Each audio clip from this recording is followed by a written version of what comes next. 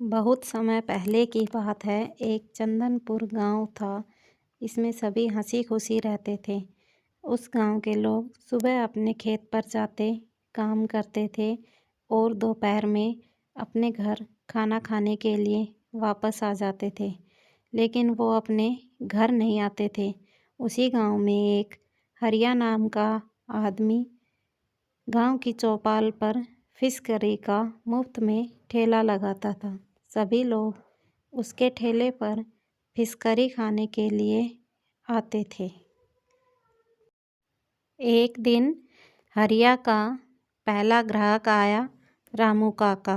रामू काका कहता है, अरे बेटा हरिया, मुझे तो आज तक ये समझ में नहीं आया कि तुम लोगों को फ्री में फिश करी क्यों खिलाते हो। अगर तुम ऐसे ही फिश करी खिलाते रहे तो एक दिन तुम भीख मांगने लगोगे। इसलिए ये फ्री की फिश करी खिलाना बंद करो।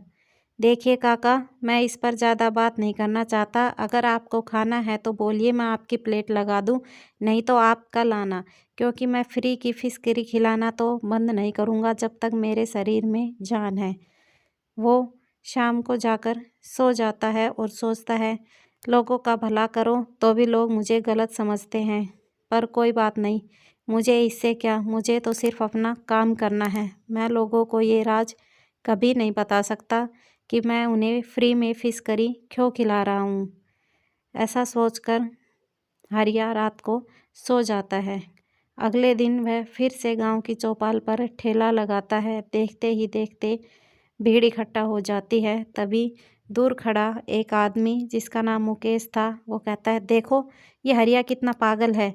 अगर फिश करी पैसे में खिलाए तो कितना अमीर हो जाए। ऐसा कहकर उसके पास जाता है और बोलता है, अरे भाई, तुम फिश करी फ्री में खिलाते हो, क्यों ना तुम मुझे भी अपनी फिश करी की रेसिपी बता दो। हाँ भाई, मैं तुम्हें फिश करी की रेसिपी बता दूंगा, लेकिन तुम्हें एक वादा करना होगा कि तुम भी फिश करी मेरी तरह पूरे गांव में फ्री में खिलाओगे। तो बताओ, कल सुबह मेरे घर आ जाना, मैं तुम्हें सारी रेसिपी बता दूंगा। अरे भाई, तुम पागल हो गए हो क्या? इतने पैसे लगाकर मैं ठेला लगाऊंगा और फिर फ्री में खिलाऊंगा? मेरा तो घर ही उजड़ जाएगा।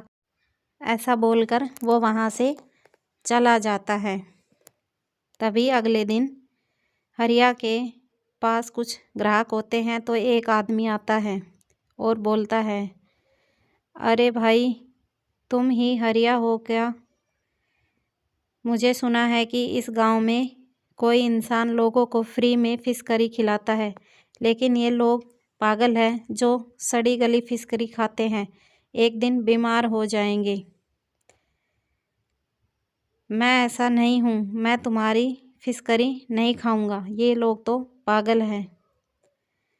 तभी उसके पास मुकेश आ जाता है और बोलता है, भैया, आप मेरे लिए एक प्लेट फिश करी की लगा दीजिए। हाँ हाँ भाई, क्यों नहीं, तुम चलो बैठो, मैं अभी तुम्हारे लिए एक प्लेट फिश करी लगा देता हूँ। मैंने ये ठेला तुम गांव वालों के लिए ही तो लगा रखा है। मैं ठीक है भाई, तुम्हारी फिश करी जैसा स्वाद तो कहीं पर भी नहीं है।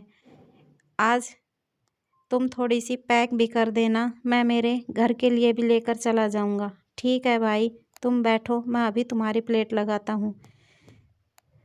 एक दिन वह बाजार जाता है और वहाँ से ताज़ी मछलियाँ खरीद कर ले आता है। वह अपने घर में बैठा होता है, फिश करी बनाने की तैयारी कर रहा होता है। तभी उसके घर के बाहर मुकेश आ जाता है और वह खिड़की में से हरिया को देखने लगता है, लेकिन उसे कुछ दिखाई नहीं देता है। इसलिए वह अपने घर की तरफ वापस चला जाता है। लेकिन हरिया देख लेता है कि मुकेश उसे खिड़की में से देख रहा है। वो सारी बात समझ जाता है। फिर एक दिन हरिया अपना ठेला लगाकर घर की तरफ वापस आता है।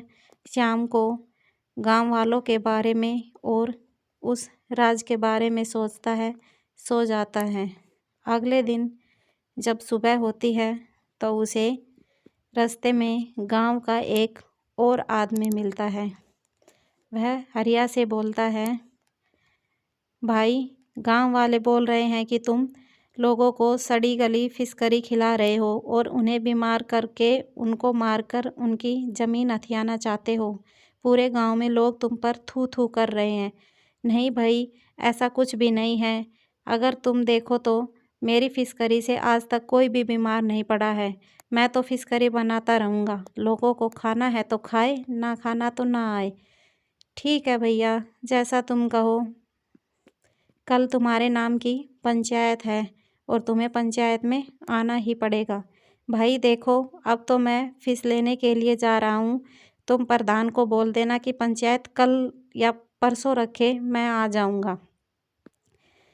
तभी वह अपनी फिश करी की दुकान फिर से लगाता है। लोग फिश करी खाने के लिए आ जाते हैं। रोज़ाना की तरह दुकान पर भीड़ इकट्ठी हो जाती है। तभी मुकेश उसकी दुकान पर आता है और उससे बोलता है, भैया आज से जितनी फिश करी तुम लोगों को खिलाओ उतनी खिलाओ, जो बच जाए वह तुम मुझे दे दो। हाँ भाई ठीक है, वैसे भी बची हुई फिश करी मेरे किस काम की है, वो खराब ही होगी। तुम अपने परिवार के लिए ले जाया करो।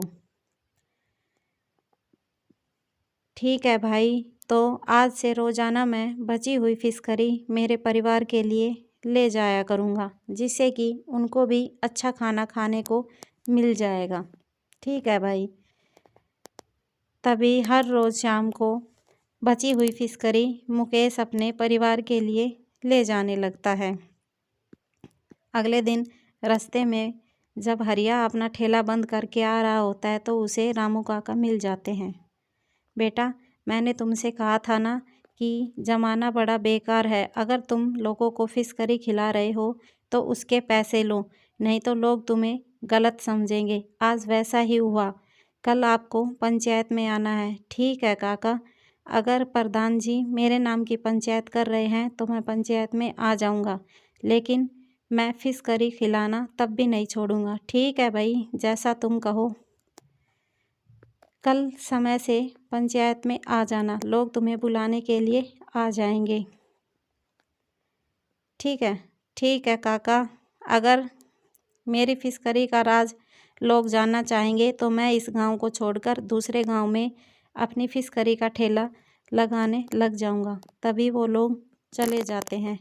इधर दूसरी तरफ रामू काका गांव वालों को भड़का रहे होते हैं कि हरिया तो अब दूसरे गांव में फिश करी का ठेला लगाने जा रहा है।